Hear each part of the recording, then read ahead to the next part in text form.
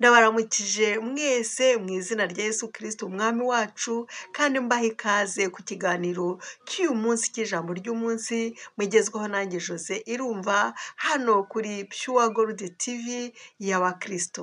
Uyu munsi wo kuwa gatanu itariki ya 21 z'ukwa karindwi 2023 tugiye kurebera hamwe ijambo rigiye kutwubaka ndetse no kudufasha mu bugingo bwacu bwa buri munsi.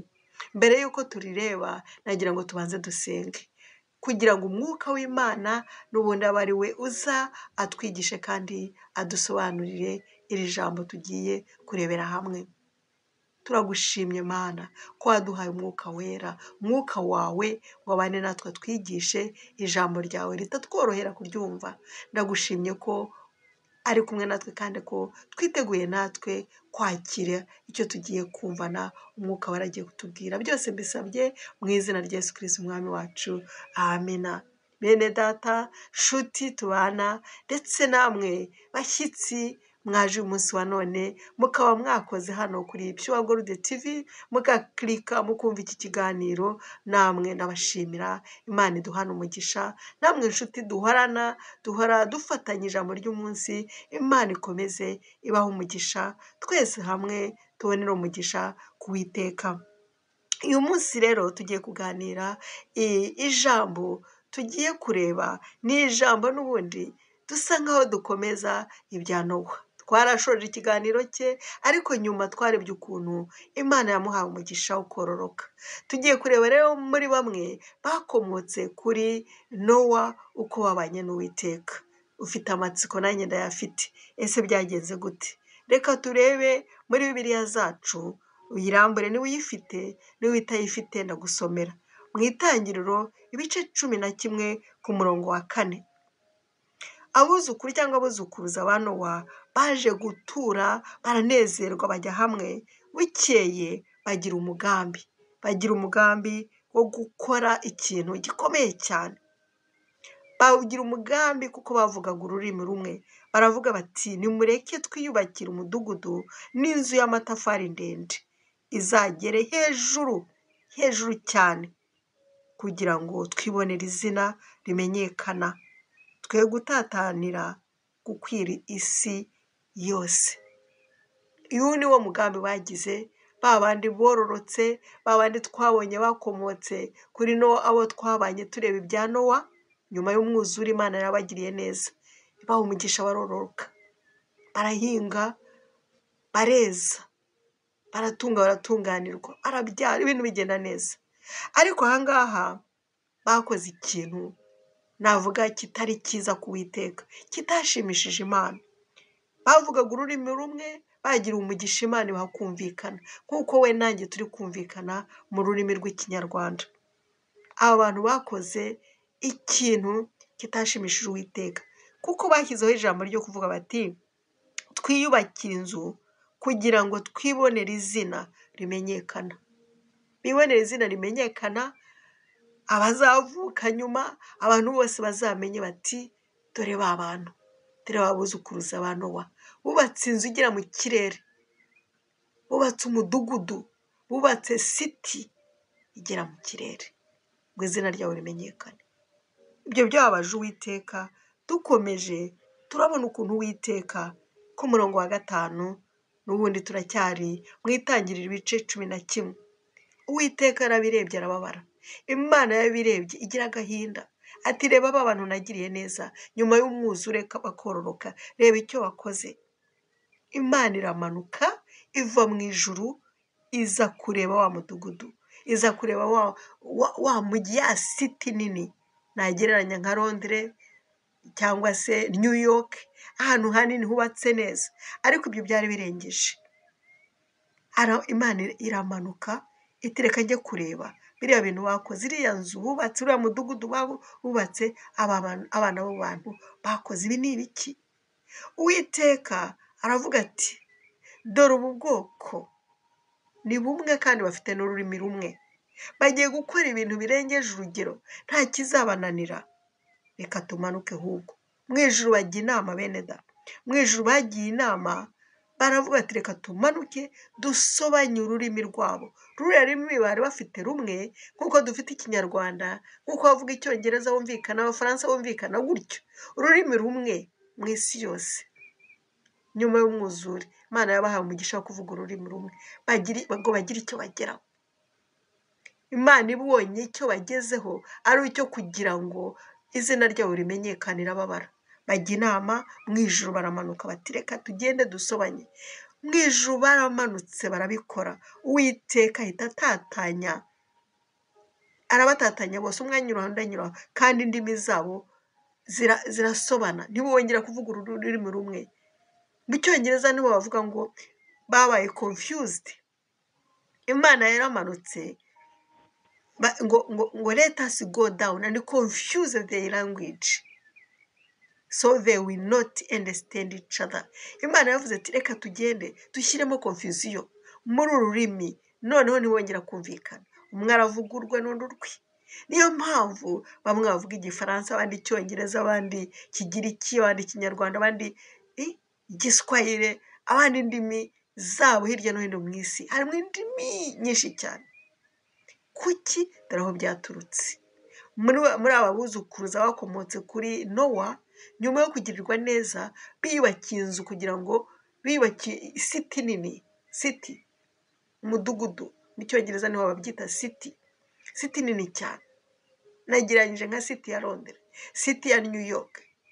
Imana irababara bati twitirirwe iri zina, mbese nk'uko bavuga ati yewe niyubakiye city ya Londres, nyitiriye izina ryanjye, city ya New York, bakayitirirwa izina ryabo ngo abantu bamenyekane.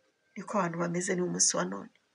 Ariko Imana birayibabaza, iramanuka iratatanya za ndimi, rwa rurimi rumwe ntirwongere ruvamo nyinshi. Ntabwo bongeye guhuza, ntabwo bongeye guhura, ntabwo bongeye gukora nka timu ngo bagire icyo bageraho, ntibongeye kumvikana, baratatanye. Icyo ni igihano gikomeye. Kugira ngo wige ururimi rushya biragora, uzagera aho ugera uruvuge nka nyirarwo birananira, ntabwo byoroshye. Ntabwo bongeye kumvikana, nta n'ikintu bongeye kugeraho. Kubera icyo kintu babaye ba barabyizaniye nyirabayazana, ngira ngo niko bavuga mu kinyarwanda. Ariko Imana ni inyambabazi. Hari icyo yakoze kugira ngo twongere kuba umwe. Yaduhaye Yesu Kristo. Yesu Kristo yaraje nyuma yaho, twebwe abavutse Yesu Kristo niwe watumye twongera kuba umwe. Abantu turongera tuba umwe mu buryo buhesha Imana icyubahiro.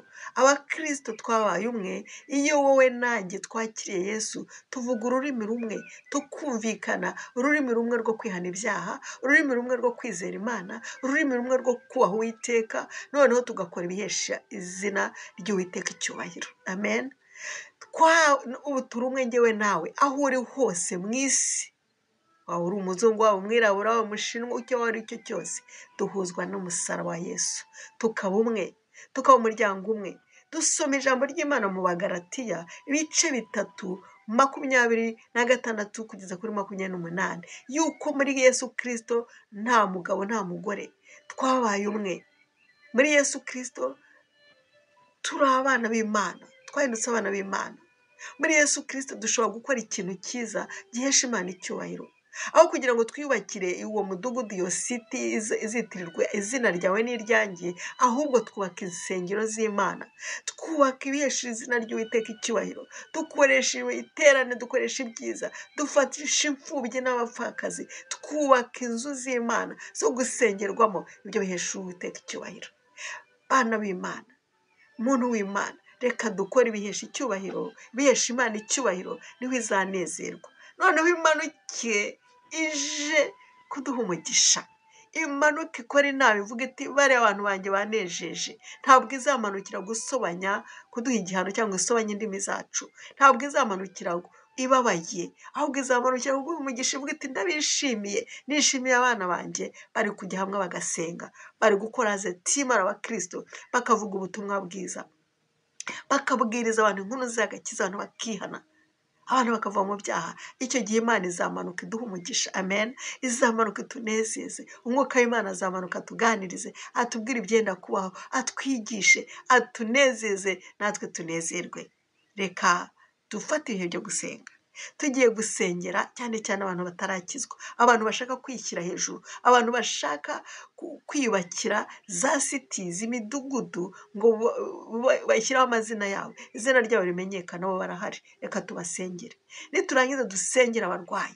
Hano dusengera abarwayi, ijambo ry'Imana riravuga ati nimusengere n'abarwayi, muvuge ubutumwa bwiza, nimurangiza musengere n'abarwayi. Gira umutima wo gukunda umurwayi. Urwaye nawe ujya urwara ukumva birababaza, nanjye ni uko. Dusengera abarwayi kuko ni ijambo ry'Imana, kuko isengesho rigendana n'ijambo ry'Imana. Iyo dusenze dukoresheje ijambo ry'Imana, Imana irumva, bigira imbaraga, birakora. Ijambo ry'Imana iyo urikoresheje usenga birakora mwene data. Harimo imbaraga zikomeye zo kwirukana amapepo, zo kwirukana abadayimoni, zo kwirukana satani n'ibyo byose, kuko uri muri wowe n'uri muri jye arakomeye, afite imbaraga. We ni Yesu Kristo. Muri Yesu Kristo iyo ukoresha izina rya Yesu gusa, ukavuga izina rya Yesu, satani arahunga, abadayimoni barahunga, uburwayi burahunga. Reka rero dushyire hamwe, tugire umutima umwe, tuvuge ururimi rumwe, kuko twahawe agakiza, duhuzwa n'umusaraba n'amaraso ya Yesu, maze dusenge turumvirwa. Mana, turagushimye ko waduhaye Yesu Kristo, akaza ari umukiza wacu, akaza amaraso ye akaba ariyo duhuza, turi umwe. Turagushimye icyo gikorwa wadukoreye, ni urukundo rukomeye. Turi umwe, turi abana b'Imana kubera Yesu Kristo. Dushyize hamwe uyu mwanya wa none, aha turi umwe. Dusabiye umuntu wese utarakizwa, umuntu ushaka kwishyira hejuru, umuntu utakubaha, umuntu uri mu mwijima, umuntu ukiri mu byaha, turamusabe mu izina rya Yesu ngo akizwe none. Turagushima ko ubikoze. Twibutse gusengera abarwayi muri twe. Hari abarwayi badukurikiye hano kuri iki kiganiro cy'ijambo ry'umunsi, ndasabye nawe ngo bakoreho, ntabwo tuzarekeraho. Uravuga uti nimusabire abarwayi. Dukunda abarwayi nk'uko wabakundaga Yesu, tubagirira impuhwe, tubagirira imbabazi. Natwe tujya turwara, tugasengerwa tugakira, tukisengera tugakira. Ndasabira umurwayi aho ari hose ngo umukoreho umwanya wa none aha. Ndagushima ko ubikoze, ubaye kwizera. Tubikoze twizeye biratunganye. Urakoze, byose mbisabye mu izina rya Yesu Kristo umwami wacu, amena. Nshuti y'Imana, nshuti yanjye, twari kumwe kuri iki kiganiro cy'ijambo ry'umunsi. Nongeye kugushimira ibihe byawe ufashe, tukaba dusengeye n'abarwayi, kandi ukabumvisha ijambo rikubatse. Imana iguhe umugisha, tuzakomeza ubutaha.